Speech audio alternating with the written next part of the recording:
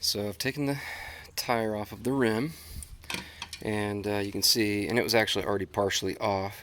You can see here's a problem. The valve stem is torn off of the inner tube, so there's no patch in this tube. So I won't be buying patches today. I'll be buying a new tube. It's only about $5, so I probably would have just bought a new tube anyways.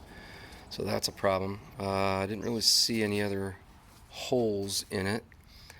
But one thing I did notice when inspecting the rim is inside of these, when you have an inner tube, it's this little rubber piece, because you see you have spokes for these rims, and this rubber thing goes over the top of where the spokes come through the rim, and it protects the tube from getting punctured.